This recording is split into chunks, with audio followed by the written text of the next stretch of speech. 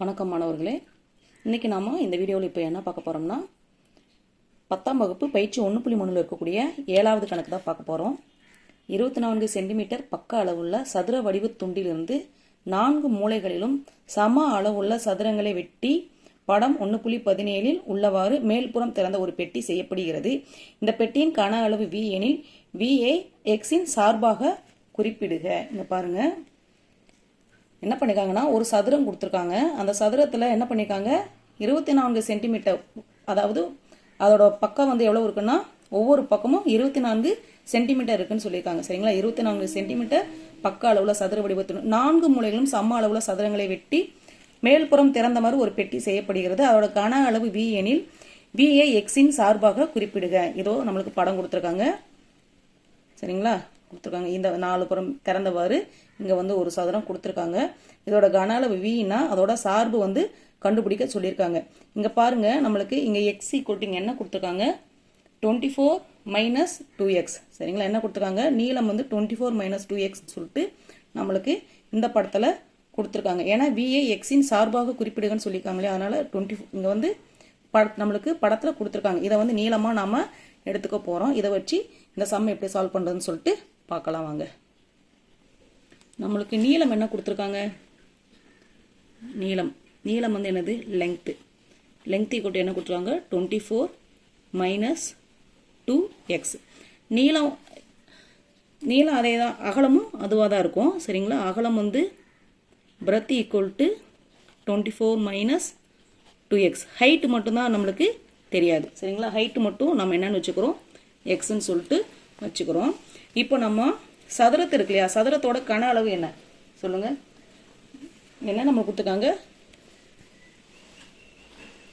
24 centimetre பக்க அளவுள்ள சதுர வடிவ துண்டிலிருந்து 4 மூலைகளிலும் பெட்டியின் கன அளவு V எனில் Vஐ, இது கனசதுரம். அப்போ கனசதுரம்னா கனசதுரத்தினுடைய கன அளவு நம்ம எப்படி கண்டுபிடிப்போம்,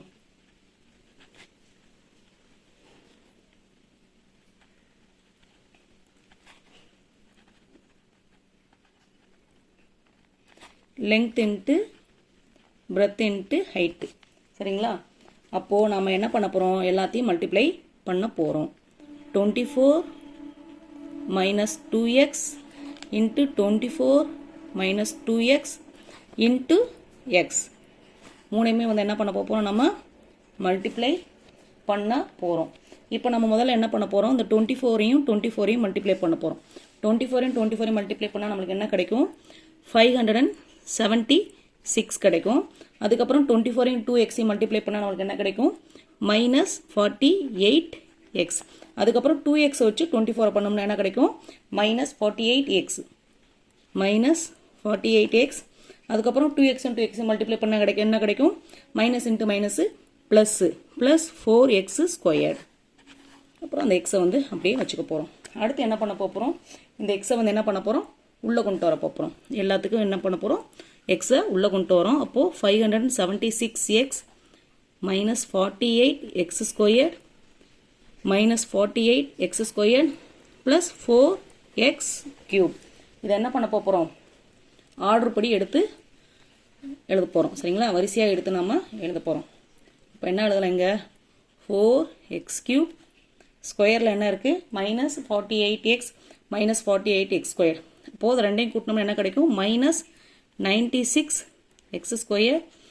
இந்த 576x ப்ளஸ் 576x.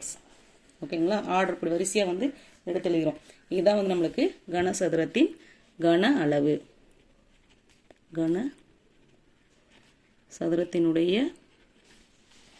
கனசதுரத்தின் கன அளவு. சரிங்களா, இந்த பெட்டியினுடைய கன அளவு வந்து எவ்வளோ, 4x cube minus 96x square plus 576x. இதுதான் பதில். கண்டிப்பாக மாணவர்களுக்கு இந்த வீடியோ புரிஞ்சிருக்கும். ஏதாவது சந்தேகம் இருந்துச்சுன்னா மறக்காமல் கமெண்ட் பண்ணுங்கள், லைக் பண்ணுங்கள். நம்ம சேனல் இது வரைக்கும் சப்ஸ்கிரைப் பண்ணாங்க, சப்ஸ்கிரைப் பண்ணுங்கள். நண்பர்களும் பார்க்கணும், வீடியோவை ஷேர் பண்ணுங்கள். நன்றி, வணக்கம்.